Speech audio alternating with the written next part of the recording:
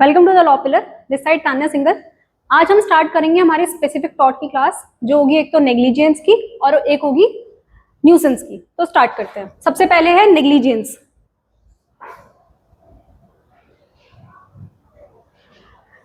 Negligence क्या होता है? It is the failure. Negligence एक ऐसा टॉट है जो कि ये बोलता है कि it is the failure to exercise the level of care that a reasonable and prudent person would have exercised under similar circumstances। मतलब कि नेग्लिजेंस कब होता है? जब आपको जो केयर रखनी चाहिए थी कोई काम करने के लिए और वो आप नहीं रखते हैं, तो ऐसा माना जाता है कि आपने कोई काम नेग्लिजेंटली कर लिया है। जैसे कि एग्जाम्पल लेते हैं, जब आप कार ड्राइव करते हो तो ऐसा माना जाता है, ऐसा एक्सपेक्ट किया जाता है कि आप उस कार को रैशली ड्राइव नहीं करोगे, बट जब आप रैशली ड्राइव कर देते हो तो ऐसा माना जाता है कि आपने वो काम नेग्लिजेंटली ड्राइव किया है। उसी को बोलते हैं नेग्लिजेंट ड्राइविंग। तो इसकी दो थ्योरीज हैं। पहली थ्योरी है सब्जेक्टिव थ्योरी और दूसरी थ्योरी है ऑब्जेक्टिव थ्योरी।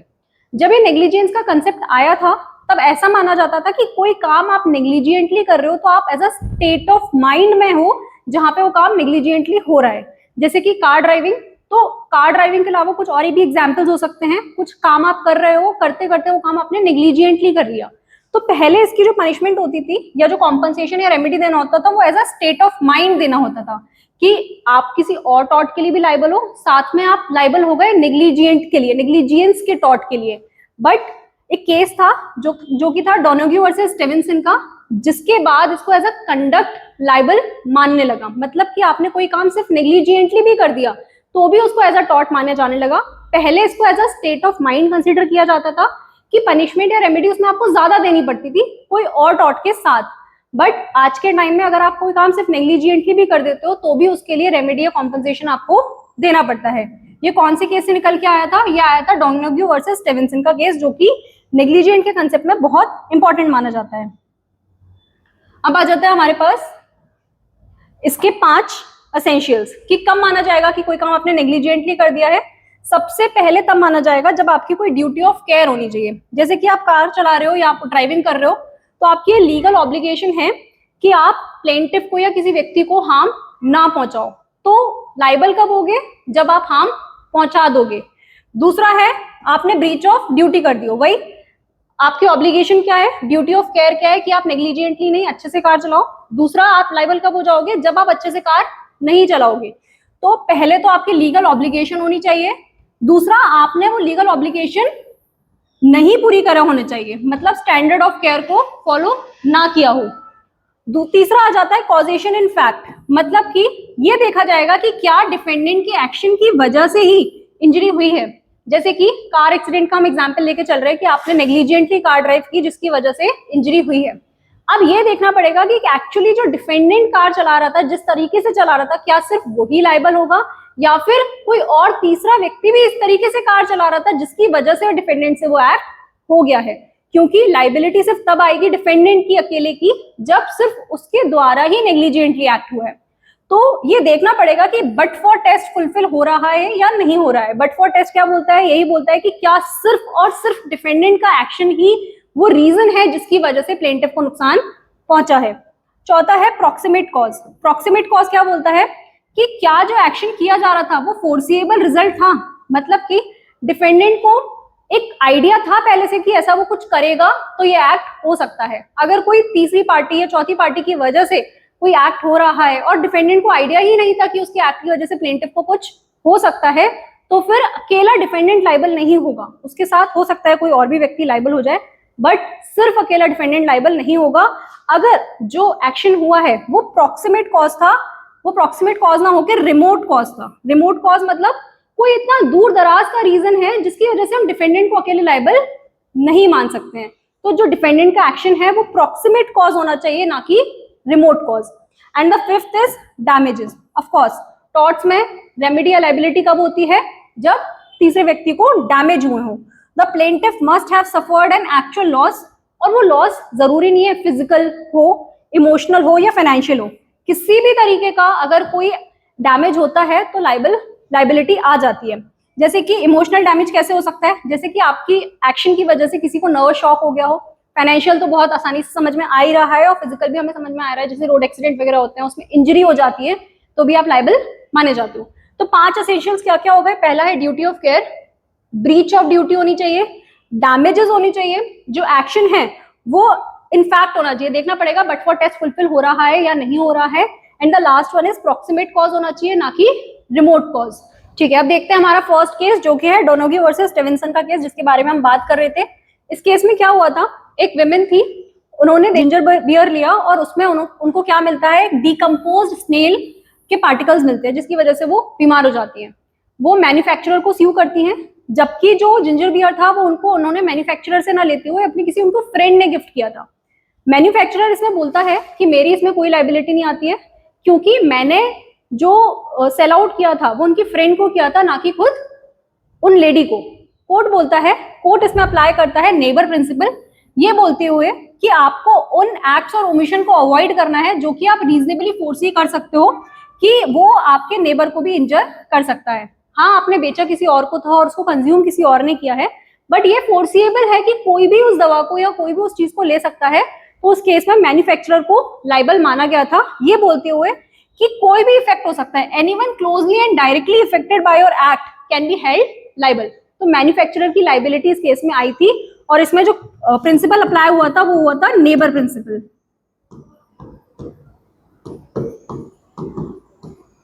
जो कि बहुत इंपॉर्टेंट है क्योंकि इसी से मैन्युफैक्चरर की लाइबिलिटी को स्टैब्लिश किया गया था।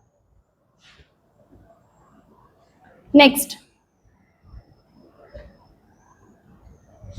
है हमारे पास Palsgraf versus Long Island railroad company. इसमें क्या हुआ था, एक व्यक्ति था जो कि पैकेज लेके जा रहा था, जो पैकेज था फायर एक्सप्लोजिशन का। अब क्या हुआ, वहां पे जो गार्ड्स थे वो उनको हेल्प कर रहे थे, उनको रोका गया, उन्होंने उन पैकेज को वहीं रख दिया। रखने की वजह से क्या हुआ, वो इतने हेवी थे कि वहां पे अचानक से एक्सप्लोजन होता है, और वो इतना तेज होता है कि दूसरे कहीं 2 किलोमीटर दूर जाके एक विमेन थी मिसेस पल्सग्राफ, उन पे जाके वो अटैक कर देता है। अटैक करने के बाद ये बोला जाता है कि वो लाइबल नहीं होंगे। उन्होंने ये रीजन दिया कि हम रीजनेबली फोर्स ही नहीं कर सकते थे कि हमारे एक्ट की वजह से कोई तीसरा व्यक्ति इतनी दूर जाके लाइबल होगा। तो कोर्ट ने ये रूल किया, स्टैब्लिश किया फोर्सिबिलिटी रूल, ये बोलते हुए कि जो गार्ड्स है वो लाइबल नहीं है, क्योंकि the harm to her was not a foreseeable consequence of helping the man with the package. हम समझ ही नहीं सकते थे कि कोई इतनी दूर पे जो खड़ा हुआ है उसको भी इंजरी हो सकती है। तो फोर्सिएबिलिटी ये बोलती है कि आप सिर्फ उन एक्ट्स के लिए लाइबल माने जा सकते हो जहां पे आप फोर्स ही कर सकते हो, आप समझ सकते हो, अजम्पशन या प्रिजम्पशन लगा सकते हो कि किसी को लाइबिलिटी होगी।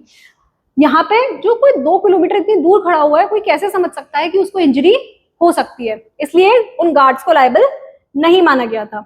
And the next case is Blyth versus Birmingham. इस केस में कोर्ट ने डॉक्ट्रिन लगाई थी रीजनेबल मैन की, जिसमें बोला था negligence is doing something a reasonable man would not, और omitting something a prudent and reasonable man would do. तो आप सिर्फ उन्हीं एक्ट्स के लिए लाइबल होगे जो एक रीजनेबल मैन से हम एक्सपेक्ट कर सकते हैं वो करेगा या नहीं करेगा। अगर आप वो काम करते हो तो आप लाइबल नहीं माने जाओगे, और अगर आप नहीं करते हो तो लाइबल नहीं माने जाओगे, डिपेंडिंग अपॉन कि आपसे क्या एक्सपेक्ट किया जा सकता था उस पर। चलिए अब आ जाती है हमारी स्पेशल डॉक्ट्रिन जो कि रिलेटेड है नेग्लिजियंस से। पहली है रेस स्पा लोक्यूटर, जो कि बोलती है the thing speak for itself. मतलब कि जब आप कोई काम कर रहे हो और स्पेशली इस तरीके से कर रहे हो कि हम अगर उसको देखें तो पता चल रहा है कि आपके द्वारा नेग्लिजिएंटली ही किया गया है, तो एविडेंस का एक रूल है जो ये बोलता है कि आपकी ही ड्यूटी होगी ये प्रूफ करने की आपने वो काम नेग्लिजिएंटली नहीं किया है। इसका एग्जाम्पल लेते हैं। एक ऑपरेशन के बाद अगर किसी पेशेंट के स्टमक में कोई सर्जिकल टूल पाया जाता है, तो ये डॉक्टर की ही रिस्पॉन्सिबिलिटी होगी, ड्यूटी होगी ये प्रूफ करने के लिए कि उसने अपना काम नेग्लिजिएंटली नहीं किया है, क्योंकि और कोई रीजन नहीं हो सकता जिसकी वजह से वो सर्जिकल टूल उस स्टमक में गया हो। तो यहाँ पे आपने कोई काम नेग्लिजिएंटली किया है, ये साफ साफ समझ में आ रहा है, इसलिए कोर्ट ये बोलता है कि अभी आपकी ड्यूटी है कि प्रूफ करो कि आपने ये काम नेग्लिजिएंटली नहीं किया है या फिर वो काम कैसे हो गया है। तो ये क्या बोल रहा है, this is a rule of evidence basically, जहां पे जो प्रूफ करने की ड्यूटी है वो वैसे तो जनरली प्लेंटिफ की होती है कोई भी काम, पर अगर ये दिख रहा है कि वो काम नेग्लिजिएंटली साफ साफ हुआ है तो इस केस में जो ड्यूटी है वो आ जाती है डिफेंडेंट की। This is used when the accident is of kind that does not usually happen without negligence and it shift the burden of proof to the defendant to prove that they were not negligent. जैसा कि हमें पता है generally duty आती है सबसे पहले plaintiff की, जब प्लेंटिफ अपना केस अच्छे से प्रूव कर देता है उसके बाद ही डिफेंडेंट की ड्यूटी आती है। बट ये एक उसका एक्सेप्शन है जो ये बोलता है कि नहीं, पहले डिफेंडेंट प्रूव करेगा कि उसने अपना काम नेग्लिजेंटली नहीं किया है। दूसरा है कॉन्ट्रीब्यूटरी नेग्लिजेंस। ये क्या होता है? कॉन्ट्रीब्यूटरी नेग्लिजेंस बेसिकली एक ऐसा डिफेंस है जो डिफेंडेंट लेता है और उसमें ये वो क्लेम करता है कि जो एक्ट हुआ है उसके द्वारा उसमें सिर्फ वो रिस्पॉन्सिबल नहीं है बल्कि प्लेंटिफ ने भी अपनी ड्यूटी ऑफ केयर ठीक तरीके से नहीं किया है जिसकी वजह से वो एक्ट हुआ है। एग्जाम्पल लेते हैं कार एक्सीडेंट का। अगर कार एक्सीडेंट में प्लेंटिफ बोलता है कि डिफेंडेंट ने कार ठीक तरीके से ड्राइव नहीं की थी और अगर डिफेंडेंट ये डिफेंस लेता है कि नहीं, प्लेंटिफ ने भी ठीक तरीके से कार ड्राइव नहीं की थी, तो वो किस चीज का क्लेम ले रहा है? वो ले रहा है कॉन्ट्रीब्यूटरी नेग्लिजेंस का। इसका फायदा क्या होता है? इसका फायदा ये होता है कि जो डिफेंडेंट होता है वो अपनी लाइबिलिटी या तो कम करवाने की कोशिश करता है या बिल्कुल ही उसको खत्म करवाने की कोशिश करता है, ये बोलते हुए कि प्लेंटिफ भी उतना ही लाइबल है जितना कि डिफेंडेंट है उस एक्ट के लिए। And the second doctrine is composite negligence. Composite, जैसे कॉन्ट्रीब्यूटरी नेग्लिजेंस में हमने क्या देखा कि डिफेंडेंट किसको लाइबल मान रहा है? साथ साथ प्लेंटिफ को। बट कॉम्पोजिट नेग्लिजेंस में डिफेंडेंट क्या बोलता है कि सिर्फ मैं ही रिस्पॉन्सिबल नहीं हूं उस एक्ट के लिए, कोई तीसरा व्यक्ति और भी है जो कि रिस्पॉन्सिबल है, जिससे वो अपनी लाइबिलिटी कम करने की कोशिश करता है या फिर डिस्ट्रीब्यूट करवाने की कोशिश करता है अपने साथ किसी और के साथ भी। भाई क्योंकि इसमें क्या होता है, टॉर्ट लॉ में हमने स्टार्टिंग की क्लासेस से देख रहे हैं कि टॉर्ट लॉ में जो देना पड़ता है डिफेंडेंट को, या तो कॉम्पोजिशन, या तो डैमेजेस होते हैं या कोई कॉम्पनसेशन होता है या फिर किसी और तरीके की रेमेडी होती है। कोई इम्प्रिजनमेंट वगैरह, कोई क्रिमिनल लाइबिलिटी तो बनती ही नहीं है, तो उस सिविल लाइबिलिटी को वो कोशिश करते हैं कि जितनी हो सके उतनी कम हो जाए अपने डिफेंस के थ्रू। तो ये हमने 3 डॉक्ट्रिन्स पढ़ी। रेस स्पा लोकेटर जो कि एक एविडेंस की डॉक्ट्रिन है, जो ये बोलती है कि इसमें डिफेंडेंट की लाइबिलिटी होगी कि वो प्रूफ करे कि क्यों उसने और किस तरीके से नेग्लिजेंटली वो एक्ट नहीं किया है। दूसरी है कॉन्ट्रीब्यूटरी नेग्लिजेंस, जिसमें डिफेंडेंट बोलता है कि सिर्फ मैं अकेला रिस्पॉन्सिबल नहीं हूं, साथ ही साथ प्लेंटिफ भी उतना ही रिस्पॉन्सिबल है, जिससे वो अपनी लाइबिलिटी कम करवाने की कोशिश करता है या खत्म करवाने की कोशिश करता है। And the next is composite negligence, जिसमें वो अपने साथ किसी और डिफेंडेंट को भी साथ में लेता है, डिफेंडेंट बनाने की कोशिश करता है कि मैं सिर्फ लाइबल नहीं हूं और वो तीसरा व्यक्ति भी लाइबल है, जिससे वो अपनी लाइबिलिटी कम करवाने की कोशिश करता है। ये तीनों ही डॉक्ट्रिन नेग्लिजेंस से रिलेटेड है और बहुत इंपॉर्टेंट है। नेक्स्ट केस आता है हमारे पास बोल्टन वर्सेस स्टोन्स का केस। इस केस में क्या हुआ था, एक क्रिकेट ग्राउंड में क्रिकेट बॉल जो होती है वो एक 17 ईयर विमेन के ऊपर जाके लगती है। कैसे लगती है? वो क्रिकेट ग्राउंड में 17 फुट का एक फेंस लगा हुआ था, उसके बाद भी वो उस विमेन को जाके हिट कर देती है। अब 17 फुट का फेंस बहुत बड़ा होता है, फिर भी जाके उसको हिट कर गई। और ऐसा उस क्रिकेट ग्राउंड में सिर्फ 30 सालों में 6 बार हुआ था, सिर्फ 30 इयर्स में 6 टाइम्स। मतलब बहुत कम मैग्नीट्यूड हो गया कि वो बॉल हिट कर सकती है किसी व्यक्ति को। तो कोर्ट ने इसमें मैग्नीट्यूड ऑफ रिस्क का एक कंसेप्ट दिया था, जिसमें ये बोला था कि वो क्रिकेट क्लब होगा ना, वो लायबल नहीं होगा, क्योंकि जो रिस्क था वो इतना स्लाइट था और उसकी प्रोबेबिलिटी इतनी कम थी कि एक रीजनेबल पर्सन जो है वो जस्टिफाइड होगा उसको डिसरिगार्ड करने में। ड्यूटी तो बनती है कि किसी को लगे ना, किसी कोई इंजर ना हो, बट क्योंकि ये ड्यूटी इतनी स्लाइट है, क्योंकि ऐसा नहीं सोचा जा सकता है ना कि 17 फुट के फेंस के बाद भी किसी को लग सकती है, तो इस ड्यूटी को डिसरिगार्ड किया जा सकता है। क्योंकि मैग्नीट्यूड ऑफ रिस्क, जो सबसे इंपॉर्टेंट कंसेप्ट इसमें आया था वो था मैग्नीट्यूड ऑफ रिस्क का, जो ये बोलता है कि मैग्नीट्यूड ऑफ रिस्क इतना कम है कि हम किसी को रिस्पॉन्सिबल नहीं मान सकते हैं इस केस में। तो कोर्ट ने ये बोला, it establish that you don't have to take precautions against every conceivable risk, only foreseeable ones. ऐसा रिस्क जो कि बहुत कभी होता है, बहुत कभी, तो उसके लिए आपकी कोई ड्यूटी नहीं बनती है। नेक्स्ट केस आता है लेटमियर वर्सेस एईसी लिमिटेड का केस। इसमें कोर्ट ने दी थी कॉस्ट ऑफ प्रिकॉशंस की डॉक्ट्रिन। क्या थी ये, क्या हुआ था इस केस में? इस केस में एक फैक्ट्री ओनर थे, उनकी फैक्ट्री में फ्लड आता है, मतलब नॉर्मली फ्लड आता है, और क्योंकि वो थोड़ी ऑयली पैचेस होती हैं जिसकी वजह से वो जो फ्लोर होती है वो ऑयली हो जाती है। ऐसे में फैक्ट्री ओनर्स की ड्यूटी ये थी कि वो सेंडर्स बिछाए वहां पे, सो दैट वो जो ऑयली पैचेस हैं वो हट जाए और किसी को इंजरी ना हो। वो ऐसा करते भी हैं, बट ऐसा करने के बावजूद भी क्या होता है कि एक एम्प्लॉय होता है, उसको इंजरी होती है। वो एम्प्लॉय केस करता है ये बोलते हुए कि फैक्ट्री ओनर्स की रिस्पॉन्सिबिलिटी थी कि वो पूरी फैक्ट्री को रोक दे जब तक कि वो ऑयली पैचेस ना हटे। एम्प्लॉयर्स का कहना ऐसा था कि उनकी रिस्पॉन्सिबिलिटी सिर्फ इतनी थी कि वो साइंडर्स बिछाएं, जो उन्होंने किया भी, जिसकी वजह से इंजरी के चांसेस बिल्कुल 0 हो गए थे। कोर्ट ने दी कॉस्ट ऑफ प्रिकॉशन की डॉक्ट्रिन, ये बोलते हुए कि डिफेंडेंट लायबल नहीं है। डिफेंडेंट मतलब फैक्ट्री ओनर्स। क्यों? क्योंकि उन्होंने अपना पूरा काम कर दिया, उसके बाद रिस्पॉन्स, जब कोई इंजरी के चांसेस बचे ही नहीं तो वो क्यों अपनी फैक्ट्री बंद करते? प्रिकॉशंस की कॉस्ट इतनी नहीं हो सकती कि उस प्रिकॉशंस की वजह से कि पूरी की पूरी फैक्ट्री को ही रोक दिया जाए। तो कोर्ट ने बोला डिफेंडेंट लायबल नहीं है। To completely eliminate the risk they would have had to close the factory, which was deemed an unreasonably burden compared to the relatively low risk of injury after the sawdust was। जब sawdust बिछा दिया गया, जब पूरा काम कर दिया गया, तो फिर वहां पे इंजरी के चांसेस बचे ही नहीं, जिसकी वजह से वो लाइबल नहीं है, यानी कि फैक्ट्री ओनर्स लाइबल नहीं है। नेक्स्ट, अब आ जाता है बोरहिल वर्सेस यंग का केस। इसी को हम नर्वस शॉक केस के नाम से भी जानते हैं। इसमें क्या होता है, एक प्रेग्नेंट वुमेन थी, उन्होंने एक मोटरसाइकिल क्रैश देखा। उस मोटरसाइकिल क्रैश में देखा नहीं, एक्चुअली उन्होंने मोटरसाइकिल क्रैश के बाद जो ब्लड होता है वो देखा, क्योंकि एक व्यक्ति की उसमें डेथ हो गई थी। उस ब्लड को देखने की वजह से उनको शॉक लगता है, और क्योंकि वो प्रेग्नेंट थी वो स्टिल बर्थ हो गई। अब हुआ क्या, वो केस करती हैं उसकी उस व्यक्ति के एस्टेट के अगेंस्ट जिसकी डेथ हुई थी। एस्टेट मतलब उसकी प्रॉपर्टी के अगेंस्ट, ये बोलते हुए कि उसकी वजह से, जिसकी डेथ हुई है उनकी वजह से स्टिल बर्थ हुई है, तो उनको कॉम्पनसेशन मिलना चाहिए फॉर नर्वस शॉक। कोर्ट ने बोला, कोर्ट ने प्रिंसिपल दिया फोर्स, प्रॉक्सिमिटी एंड फोर्सिएबिलिटी का, ये बोलते हुए कि मोटरसाइकिलिस्ट जो है उसकी कोई ड्यूटी ऑफ केयर नहीं थी, क्योंकि नेग्लिजेंस तब माना जाता है जब ड्यूटी ऑफ केयर को ब्रीच किया जाए, जो हमने स्टार्टिंग में समझा था। तो इस केस में उस मोटरसाइकिलिस्ट की कोई ड्यूटी ही नहीं थी, उसकी ड्यूटी नहीं बनती है उस लेडी के अगेंस्ट जिसने वो एक्सीडेंट देखा तक नहीं है, सिर्फ और सिर्फ ब्लड देखा है। तो कोर्ट ने वही डॉक्ट्रिन दी, प्रॉक्सिमिटी एंड फोर्सिबिलिटी की, ये बोलते हुए कि वो जो है एरिया ऑफ पोटेंशियल डेंजर में नहीं थी, क्योंकि उन्होंने देखा नहीं है पहली बात वो accident, and a person of ordinary fortitude would not have been expended to suffer such a psychiatric injury from just hearing the crash. एक नॉर्मल व्यक्ति से ये एक्सपेक्ट नहीं किया जा सकता है कि वो सिर्फ एक क्रैश का ब्लड देखने के बाद उनको इतनी इंजरी हो जाएगी कि वो स्टिल बर्थ हो जाएंगे, ये एक्सपेक्ट नहीं किया जा सकता है। इसलिए इसको नर्वस शॉक केस बोला जाता है, और कोर्ट ने इसमें डिफेंडेंट को लाइबल नहीं बोला गया। डिफेंडेंट भी कौन था, जिसकी डेथ हुई थी, उनकी एस्टेट के अगेंस्ट लाइबिलिटी क्लेम की थी उन विमेन ने, जिसमें डिफेंडेंट को लाइबल नहीं माना गया था। नेक्स्ट, रेसिस्पा लोकेटर से रिलेटेड एक बहुत इंपॉर्टेंट केस है, जो है municipal corporation of Delhi versus Subhagwanti का केस। इसमें क्या हुआ था, चांदनी चौक दिल्ली में एक 80 इयर्स पुरानी क्लॉक टावर थी, जिसकी वजह से किल हो गए कुछ व्यक्ति उसमें। ये माना गया कि जो म्युनिसिपल कॉर्पोरेशन है वो लाइबल होंगी नेग्लिजेंस के लिए, क्योंकि उनकी ड्यूटी बनती थी कि उनको वो क्लॉक टावर सही कराना चाहिए था। और रेस रिस्पा लोकेटर इसमें कैसे लगा, क्योंकि जो डिफेंडेंट थे, यानी कि जो म्युनिसिपल कॉर्पोरेशन थी, उनका ये कहना था कि हमारी कोई ड्यूटी ऑफ केयर इसमें बनती ही नहीं थी।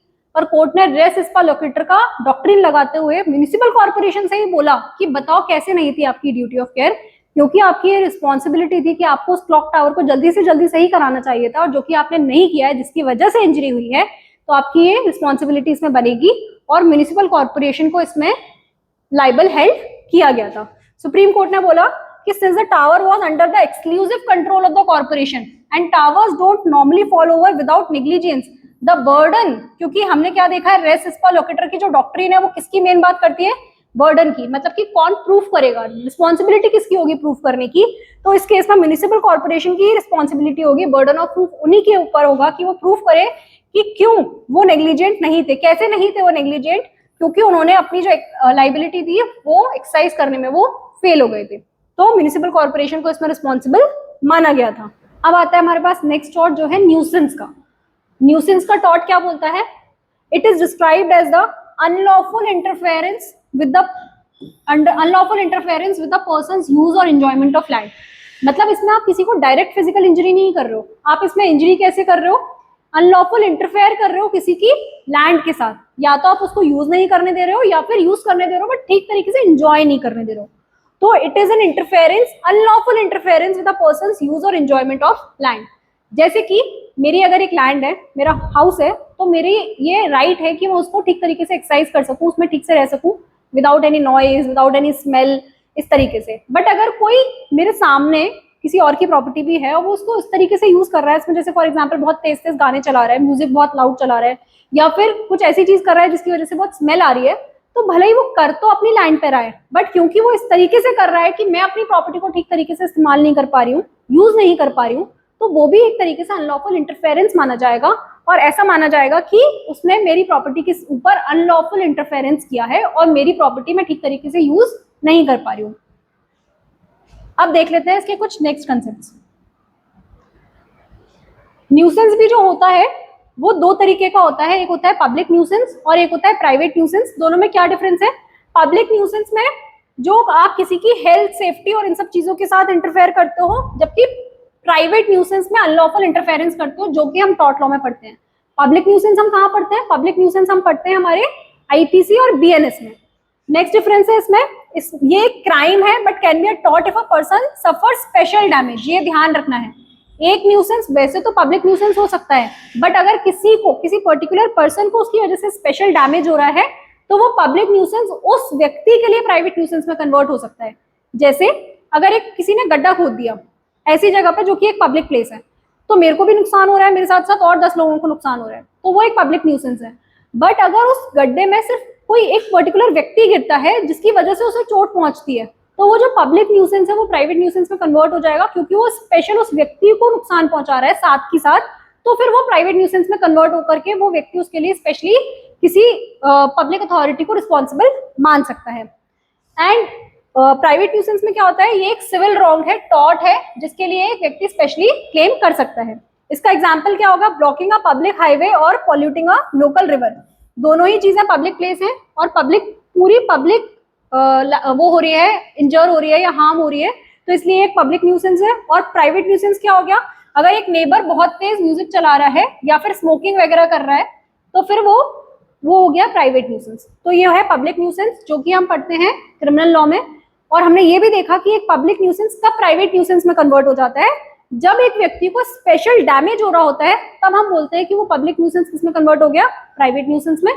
और प्राइवेट न्यूसेंस जनरली कब होता है? जब आप क्या कर रहे हो? अनलॉफुल इंटरफेयर कर रहे हो किसी को प्रॉपर्टी यूज करने से या एंजॉय करने से। अब देख लेते हैं हम इसके एसेंशियल एलिमेंट्स क्या क्या है। सबसे पहले अनलॉफुल इंटरफेरेंस होना चाहिए। दूसरा, interference with enjoyment of land. Interference तो होना चाहिए, बट किस चीज का इंटरफेरेंस होना चाहिए? एंजॉयमेंट ऑफ लैंड का। एंड उस प्लेंटिफ के पास वो राइट होना चाहिए कि वो प्रॉपर्टी को यूज कर सके, चाहे वो एज ओनर हो या फिर एज टेनेंट हो। पहला केस आता है हमारे पास Saint Helen Smelting company versus Tipping का। इसमें क्या होता है? फ्यूम्स होती है जो कि कॉपर स्मेल्टर से आती है, जो कि एक नेबरहुड में ट्रीज को और क्रॉप्स को डैमेज कर देती है। तो कोर्ट इसमें बोलते हैं आप लाइबल होगे। क्यों? क्योंकि आप अनलॉफुल इंटरफेरेंस कर रहे हो किसी और की प्रॉपर्टी पे। एंड दूसरा केस है स्ट्रूग्स वर्सेस ब्रिजमैन का, जिसमें क्या होता है? एक डॉक्टर होते हैं, वो एक अपना कंसल्टिंग रूम ओपन करते हैं। उस रूम के सामने एक व्यक्ति होता है जो कि लाउड मोटर्स यूज कर रहा होता है 20 ईयर्स से। डॉक्टर्स यू करते हैं कि वो जो नॉइस है वो उनको प्रिवेंट कर रही है अपने पेशेंट को देखने के लिए। कोर्ट बोलते हैं यस, वो उनको इंटरफेयर कर रही है, वो जो मोटर्स हैं उनकी जो नॉइस है वो इंटरफेयर कर रही है उनके एंजॉयमेंट ऑफ प्रॉपर्टी से, और उसको लाइबल मानते हैं for nuisance. Next case Christie versus Davey का केस। इसमें क्या होता है? एक म्यूजिक टीचर होता है, वो लेसन दे रहा होता है। जो नेबर होता है सामने, वो परेशान हो जाता है उनके लेसन से, और वो क्या करना स्टार्ट कर देता है? ट्रेज और ब्लोइंग विसल्स करना स्टार्ट कर देता है, ताकि वो लेसन म्यूजिक टीचर ना दे सके। कोर्ट ये बोलते हैं कि मोटिव से कोई फर्क नहीं पड़ता, बट न्यूसेंस में इससे फर्क पड़ता है। जनरली हम क्या देखते हैं कि मोटिव क्या है, ये सिर्फ क्रिमिनल ऑफेंसेस में फर्क पड़ता है, क्रिमिनल ऑफेंसेस में देखा जाता है, ना कि टॉर्ट के केसेस में। बट क्योंकि यहाँ पे जो एक्ट किया जा रहा है विथ रॉन्ग मोटिव, विथ मलाइज किया जा रहा है, तो इसमें फर्क पड़ेगा। क्योंकि जो नेबर है वो एक्टेड कर रहा है स्पेसिफिक इंटेंट, जो कि क्या है? अनॉय करने का, तो उसके एक्शंस जो है उसको न्यूसेंस माना जाएगा। And the next case is Hollywood Silver Fox Farm Limited versus Emmett. इसमें भी इसी तरीके की फैक्ट्स है, जिसमें कोर्ट ने बोला कि even though he was on his own land, his malicious intent turned a legal act into an actionable nuisance. तो ये दोनों ही केस मोटिव से रिलेटेड भी हैं, जिसमें ये माना गया था कि भले ही आपके एक्ट थोड़े बहुत लॉफुल हो सकते हैं, बट क्योंकि आपने वो एक्ट किया है विथ मलाइस, यानी कि with wrong intention, with wrong motive, तो इस वजह से आपके एक्ट को एक्शनेबल न्यूसेंस माना जाएगा। अब जैसे कि हमने डिफेंसेस भी पढ़े हैं कि जनरली भी हर टॉर्ट के कुछ ना कुछ डिफेंस होते हैं, वैसे ही न्यूसेंस के लिए कुछ स्पेसिफिक डिफेंसेस हैं जो कि अप्लाई होते हैं, उनको हम देख लेते हैं। पहला है स्टैट्यूटरी अथॉरिटी, कि अगर कोई पार्लियामेंट का एक्ट ही किसी को ऑथराइज कर देता है कोई एक्ट करने के लिए, और उसकी वजह से किसी को न्यूसेंस होता है, तो उसमें कोई भी टॉर्ट का क्लेम नहीं किया जा सकता है। And the second is prescription. Prescription का लॉ क्या बोलता है कि अगर कोई व्यक्ति एक लैंड को या एक प्रॉपर्टी को फॉर 20 ईयर्स यूज कर रहा है एक स्पेसिफिक वे में, और उसको उन 20 ईयर्स में कभी किसी ने नहीं रोका है, कोई केस नहीं किया है, तो फिर उनका कहीं ना कहीं वो राइट आ जाता है उस एक्ट को करने के लिए।